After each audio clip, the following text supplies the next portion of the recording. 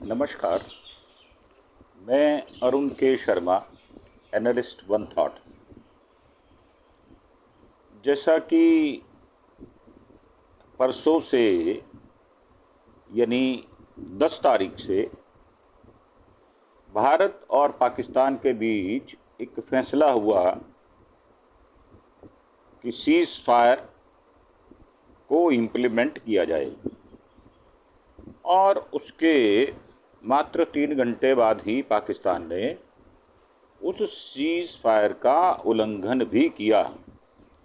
परंतु सरकार द्वारा सेना को यह आदेश दिया गया कि अगर पाकिस्तान सीज़ फायर का सख्ती से पालन नहीं करता तो उसको मुंह तोड़ जवाब दिया जाए। और जब जवाब देना शुरू किया तो पाकिस्तान फिर से बैकफुट पर आ गया।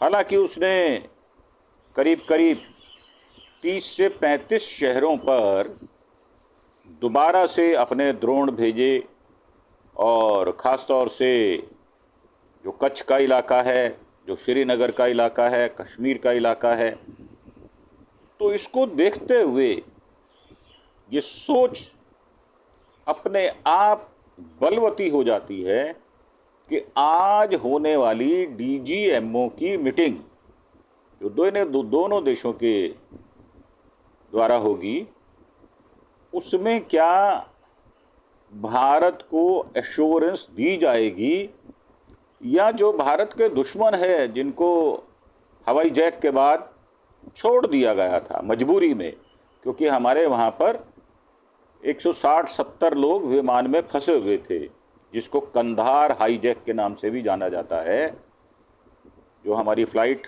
814 थी। तो क्या पाकिस्तान उन मुजरिमों को जो भारत के हैं, जिन्होंने सैकड़ों कत्ल करवा दिए, उनको भारत को सौंपेगा? क्या वो जो बातचीत की टेबल है, जो मेज है, उस पर अपनी अकड़ को छोड़कर बैठेगा या वो वही अपना रवैया जो किसी काम का नहीं है, जिससे दोनों देशों में कई बार तकरार होने के बाद भी इसी बातचीत की टेबल पर आना पड़ा है, वो सही ढंग से बातचीत करेगा या नहीं करेगा?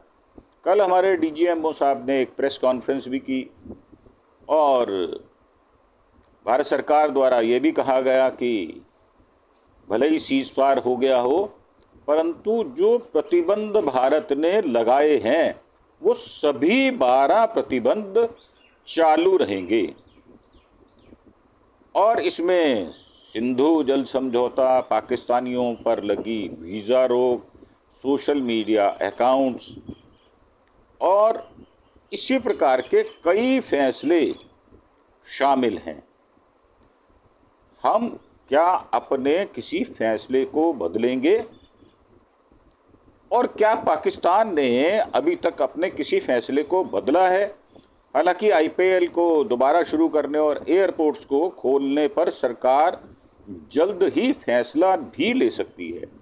अब ये जो 12 पाबंदियां हैं, ये कौन कौन सी हैं? देखने वाली बात ये होगी। सिंधु जल समझौते पर रोक बरकरार रहेगी। ये 10 मई की शाम विदेश सचिव विक्रम मिस्री साहब ने इसको क्लैरिफाई भी किया है। उन्होंने सिंधु जल समझौते को लेकर कोई बात नहीं की। इसके अलावा सरकार की तरफ से अभी तक कोई आदेश या बयान भी नहीं आया है। अटारी बागा बॉर्डर बंद रहेगा, अभी भी बंद है। सार्क वीज़ा जो छूट थी वो अभी भी रद्द है, रद्द ही रहेगी। उच्चायोग से सैन्य सलाहकारों की वापसी हो चुकी है, वो भी बरकरार रहेगी।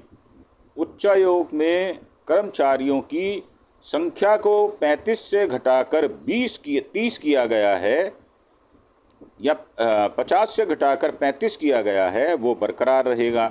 पाकिस्तानी यूट्यूब चैनलों पर बैन है क्योंकि जहर उगलने का काम वही लोग करते हैं।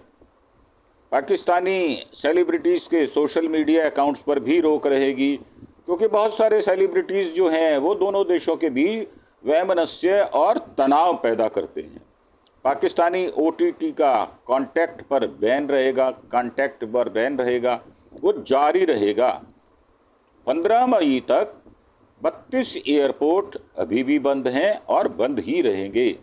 एक हफ्ते के लिए IPL सस्पेंड किया गया था, क्या उसको 16 मई को शुरू किया जा सकेगा, ऐसा कोई निश्चित अभी निर्णय लिया नहीं गया। पाकिस्तानी जहाज़ों की आवाजाही पर रोक है, वो रहेगी। डायरेक्ट इनडायरेक्ट इंपोर्ट सभी पर बैन रहेगा। पाकिस्तान ने भी जो 8 रोक लगाई हैं उसमें शिमला समझौता है, द्विपक्षीय वार्ता जो है, समझौते पर रोक है। बागा बॉर्डर उनकी तरफ से भी बंद है, अटारी बॉर्डर हमारी तरफ से बंद है। सार्क वीज़ा उन्होंने भी सस्पेंड किया है।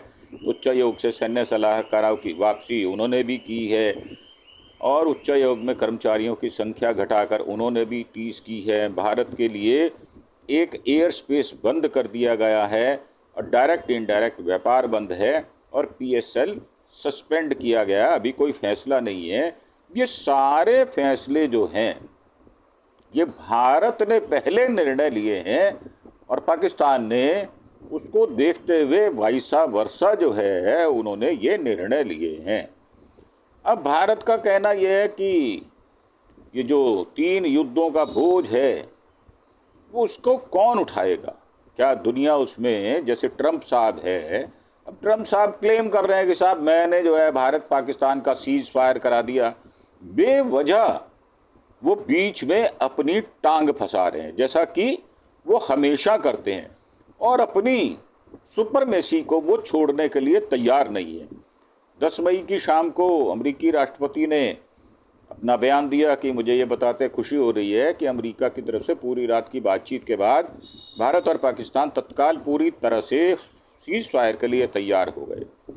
अब इस बात को भारत नकार चुका है। क्या भारत ने इस बात की पुष्टि की, और क्या भारत उनकी मध्यस्थता को स्वीकार करता है?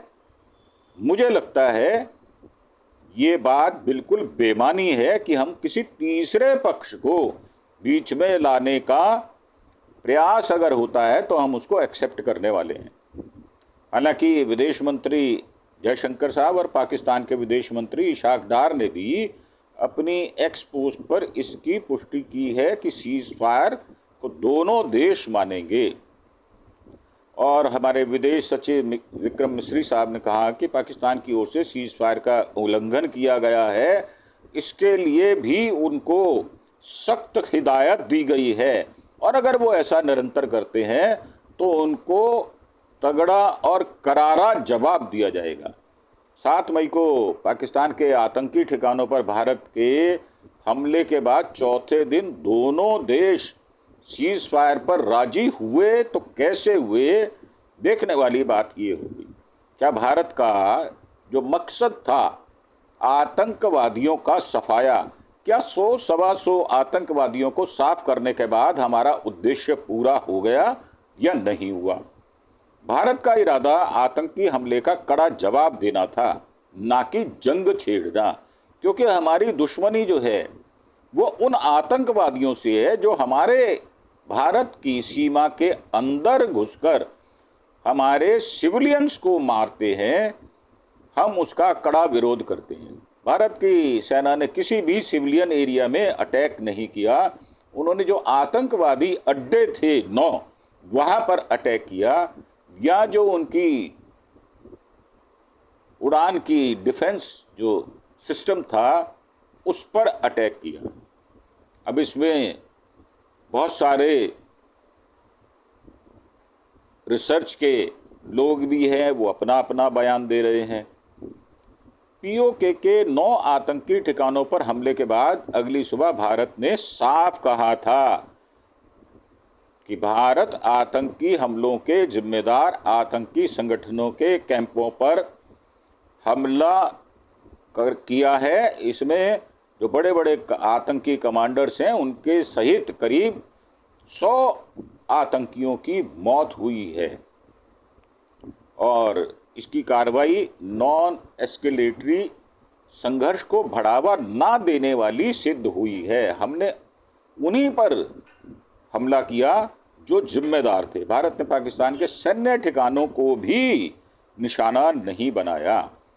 अब ये बीते सालों में हुए पुलवामा और उरी में हुए आतंकी हमलों के बाद भी भारत ने करारा जवाब दिया था। भारत ने साफ कर दिया था कि आगे अगर पाकिस्तान से कोई आतंकी हमला होता है तो उसे भारत जंग की कार्रवाई की तरह लेगा। ये पाकिस्तान के लिए साफ संदेश है कि आतंकी के बदले उसे भारी आर्थिक और सामरिक कीमत चुकानी होगी।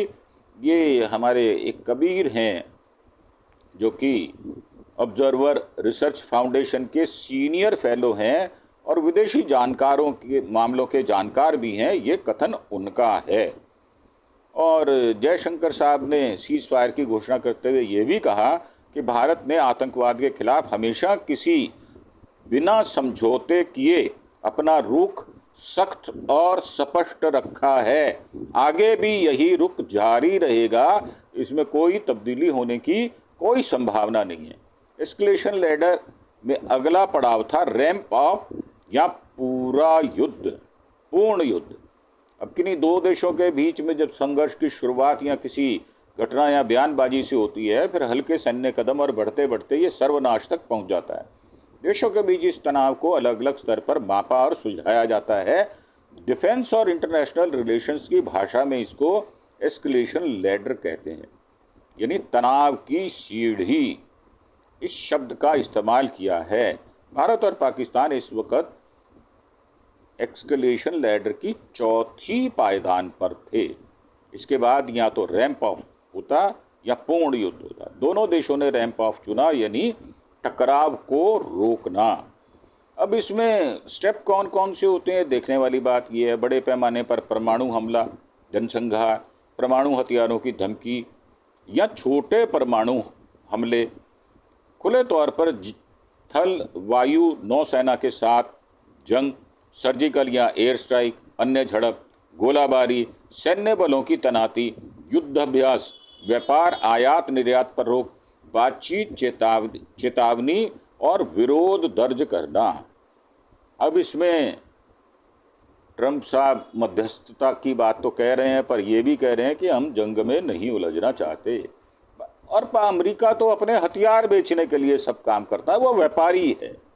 उसका व्यापार है देशों को हथियार बेचो और उनको उकसा के लड़ा दो। ये ट्रंप साहब ने हमेशा ही किया है। वैसे अमेरिका की पॉलिसी यही रही है। अब ये सोशल मीडिया पर जो उन्होंने बयान दिया है, वो उन्होंने कहा कि हमने लंबी एक पूरी रात लगाई बातचीत में, और वो सब जो नाटकबाजी वो कर रहे हैं, मुझे लगता है वो पूरी तौर से हम खारिज करते हैं और उनका क्लेम बेमानी है। दोनों देशों को बुद्धिमानी का इस्तेमाल करने के लिए उन्होंने बधाई दी। तो ट्रंप साहब, आपकी बुद्धि से भारत तो काम करेगा नहीं, और भारत आपकी बुद्धि का क्यों उधार लेकर काम करेगा। पहलगाम हमले के बाद जब भारत और पाकिस्तान में तनाव बढ़ा तो ट्रंप ने इस पर अपना रुख स्पष्ट नहीं किया था। आप चाहते क्या हैं ये बताएं। आप भारत से क्या उम्मीद करते हैं और पाकिस्तान के साथ खड़े क्यों हो जाते हैं, हथियार क्यों देते हैं उनको। तो मानने वाली बात यह है कि आप बीच में तू कौन मैं खाम खा, ये ट्रंप साहब का जो रवैया है उसके एवज में ये हमें बोलना ही पड़ेगा। बल्कि यह कहा था कि दोनों देश खुद ये मामला देख लेंगे। जब खुद देख लेंगे तो भाई साहब ये अपनी टांग, हाथ, नाक, आंख, मुंह क्यों उड़ा रहे हो बीच में, साइड में खड़े रहो। आप चुपचाप देख भी नहीं सकते और पंगा भी आपने पूरा लेना है, तो आपके पंगे को मानेगा नहीं। जबकि जेलेंस्की जब आपकी मीटिंग में बैठे थे, उन्होंने आपको खूब खरी खरी सुनाई थी और आप उसको बर्दाश्त किए थे। भारत भी ऐसा ही रुख रखता है। अपनी अखंडता, अपनी संप्रभुता को अक्षुण्ण रखने के लिए वो आपकी बात को नहीं मानेगा। विश्व में कोई भी देश आएगा तो उसकी बात को नहीं माना जाएगा। हालांकि आपके जो उपराष्ट्रपति जेडी वेंस हैं और विदेश मंत्री जो हैं रूबियो, वो लगातार स्थिति पर नज़र बनाए हुए हैं, दोनों देशों के नेताओं के संपर्क में भी हैं। और ट्रंप के लिए पर्सनैलिटी फर्स्ट और पॉलिसी सेकंड का फार्मूला लागू होता है। इजराइल का हमास से युद्ध हो रहा है, ईरान से तनाव है, वह खुद को युद्ध में मध्यस्थता करने की पोजीशन में रखना चाहते हैं, परंतु भारत उनको रखेगा नहीं, ये बात स्पष्ट है। और विपक्ष के लोग इस प्रश्न को पूछ भी रहे हैं। अब ये ट्रंप इस बात को सब जगह बताएंगे, वो अमेरिका में अपनी राजनीति को भी चमकाएंगे इसी बहाने से कि साहब मैं सबसे पावरफुल आदमी हूँ। इससे उनकी पर्सनैलिटी को बूस्ट मिलता है। अब अमेरिकी think tank council of foreign relations के ग्लोबल कंफर्ट ट्रैकर के मुताबिक मौजूदा वक्त में दुनिया भर में 32 छोटे बड़े सैन्य टकराव चल रहे हैं। इसमें 2 बड़े युद्ध ही हैं, पहला इजराइल गाजा का, दूसरा रूस और यूक्रेन का। अब अगर तीसरा युद्ध भी विश्व में शुरू हो जाता है तो इसमें सभी देशों की भागीदारी निश्चित तौर पर उनको किसी ना किसी साइड में खड़े होना पड़ेगा। तो शुरुआत हो जाएगी, जैसे तुर्की ने किया, जैसे अजरबैजान ने किया, जैसे चीन ने बयान दिया कि हम पाकिस्तान के साथ खड़े होंगे, व्यापार करेंगे भारत से और प्रेम दर्शाएंगे पाकिस्तान से। तो ये चीन जो दोगला है, हमेशा ही जमीन हड़पने का प्रयास करता है, ऐसा चीन जिससे भारत का व्यापार इतना ज्यादा है, अगर बंद कर दिया जाए तो चीन भूखों मर सकता है, उसके प्रोडक्शन यूनिट बंद हो सकते हैं। तो मेरा मानना यह है कि चीन को थोड़ी सहजता से अपना बयान देना चाहिए। इसकी वजह से दुनिया भर की सप्लाई चेन और ट्रेड पर असर हुआ है। ऐसे में अगर भारत और पाकिस्तान के बीच जंग शुरू होती है तो दुनिया भर में इसका असर होगा, साथ ही ट्रेड और सप्लाई चेन पर नेगेटिव असर पड़ेगा। भारत दुनिया भर में स्टील, फार्मास्यूटिकल्स, अनाज, कच्चे सामान, मेटल्स आदि का एक्सपोर्ट करता है। ब्रिटेन, अमेरिका जैसे देशों के फार्मा और हेल्थ सेक्टर को इससे नुकसान होगा। फार्मा में जेनरिक के अंदर भारत सबसे बड़ा सप्लायर है पूरे विश्व में। अब यूरोपीय देशों सहित पूरी दुनिया नहीं चाहती कि भारत किसी जंग में उलझे, क्योंकि भारत का कई देशों के साथ ट्रेड और समझौते हैं। ऐसे में भारत अगर जंग में फंसता है तो दुनिया भर में असर होगा। इसके अलावा भारत पाकिस्तान के बीच जंग होती है तो मौजूदा वक्त की पहली ऐसी जंग होगी जिसमें 2 न्यूक्लियर पावर आमने सामने होती। ऐसे में कोई भी देश भारत पाकिस्तान के बीच टकराव नहीं चाहता, परंतु मेरा मानना यह है कि पाकिस्तान के पास जो न्यूक्लियर पावर है वो भारत से बहुत कमतर है, भारत उनसे बहुत आगे है। अब पाकिस्तान के हालात अगर देखे जाएं तो मिलिट्री पावर में भी पीछे नहीं है। पाकिस्तान बेहद खराब हालात के चलते सीज फायर पर सहमत हुआ है। उसके कई कारण हैं। पाकिस्तान पर 21.6 लाख करोड़ का सार्वजनिक कर्ज है। पाकिस्तान सरकार की जून 2024 की रिपोर्ट के मुताबिक इस समय देश पर कुल 226 बिलियन डॉलर यानी 21.6 लाख करोड़ सार्वजनिक कर्जा है।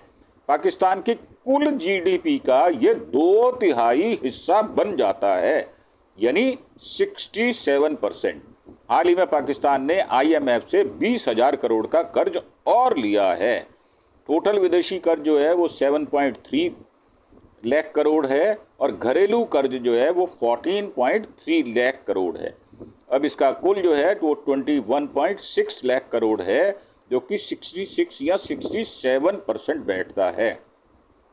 भारत की सेना पाकिस्तान के मुकाबले ज़्यादा ताकतवर है, ज़्यादा इक्विपमेंट से लैस है। अब ये 145 देशों की लिस्ट में अमेरिका, रूस, चीन के बाद भारत 4थे नंबर पर है, जबकि पाकिस्तान 12वें नंबर पर है। भारत दुनिया की 4थी सबसे बड़ी सेना की ताकत रखती है, जबकि पाकिस्तान भारत से 8 नंबर पीछे है। पाकिस्तान पर अमरीकी, सऊदी अरब, यूके समेत कई देशों का दबाव था कि वह तनाव कम करे। इसके अलावा पाकिस्तान के सबसे बड़े समर्थक देश चीन और रूस ने भी भारत के हक में बात की है, पाकिस्तान से युद्ध ना करने की अपील। इस तरह पाकिस्तान हर तरह से दबाव पर आ गया पाकिस्तान के हथियारों ने साथ नहीं दिया, ना ही जेब ने और ना ही अन्य देशों ने। भारत पाक का टकराव जो है, इसका इतिहास बहुत लंबा रहा है, करीब 8 दशक पुराना है। और भारत पाकिस्तान के मामलों में रैंप से उतरने की कार्रवाई अमूमन या तो विदेश मध्यस्थता के कारण होती है, जैसे जैसे कारगिल में महीनों की लड़ाई 56 दिन के करीब चली थी। लड़ाई के बाद ऑपरेशन पराक्रम के दौरान दोनों देशों की आमने सामने की लंबी तैनाती के बाद हुआ था। फिर तब होती है जब ऐसी स्थिति बन जाए दोनों पक्ष अपनी अपनी जीत का दावा कर सकें। और ये भी कहा है कि पाकिस्तान के हमले से बचाता है 4 परतों वाला भारत का सिस्टम, जो कि भारत का एयर डिफेंस सिस्टम काम करता है S-400 के नाम से, लेकर इगला 5 तक जो है ये भारत का सिस्टम काम करता है। 9 आतंकवादी ठिकानों पर जब स्ट्राइक की गई, इसके बाद पाकिस्तान पर ड्रोन और मिसाइल का अटैक भी हुआ, लेकिन टारगेट तक पहुंचने से पहले ही पाकिस्तान के सभी ड्रोन नष्ट कर दिए गए, यानी वो नुकसान नहीं कर पाए। तो अगर सारा एनालिसिस किया जाए और लब्बो लबाब देखा जाए तो पाकिस्तान भारत के सामने कहीं टिकता नहीं है, इसलिए मजबूर होकर उसको सीज फायर की बात माननी पड़ी है। भारत का सैन्य बल जो है वो बहुत मजबूत है और भारत को अपने सैन्य बल तीनों अंगों के ऊपर, जल, थल और जो समुद्रिक है और वायु का जो है वायुसेना, उस पर नाज है। और वो बहुत स्ट्रॉन्ग जो है अपनी डिफेंस लाइन भी रखते हैं और अटैकिंग लाइन भी रखते हैं। तो मेरा मानना ये है कि आज 12 बजे के बाद देखना होगा क्या पाकिस्तान रुख लेता है, उनके DGMO क्या बात करते हैं, भारत को क्या एश्योरेंस देते हैं, किस प्रकार के वायदे करते हैं, क्या उनको आचरण में लाएंगे या नहीं लाएंगे, या वो ऐसी ही नीति पीछे से वार करो और भाग जाओ की नीति को अप्लाई करते रहेंगे। देखने वाली बात यह है, भारत इस समय काफ़ी सख्त रुख लिए हुए है, विश्व उस पर नज़र बनाए हुए है। तो मेरा मानना यह है कि हमें थोड़ा समय इंतज़ार करना होगा और पाकिस्तान का जैसे ही रुख स्पष्ट होता है हम अपनी नीति को दोबारा से एनालिसिस करेंगे। इन्हीं शब्दों के साथ मैं आपसे आज्ञा लेता हूं और ये एक हमारी पोलाइट रिक्वेस्ट है कि सब्सक्रिप्शन में दर्शक हमारे प्रोग्राम देखने के बावजूद भी उसको अगर सब्सक्राइब नहीं करते तो हमें मॉरली, मेंटली ताकत नहीं मिलती। आपका इसमें कोई पैसा नहीं लगता और आप अगर इसको सब्सक्राइब करते हैं तो हमारा मनोबल ऊंचा होता है।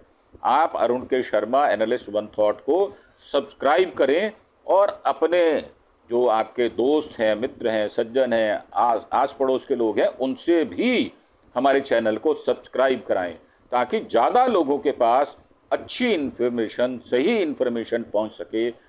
ये हमारी प्रार्थना है। इसी के साथ आपका धन्यवाद। Thank you. जय हिंद, जय भारत।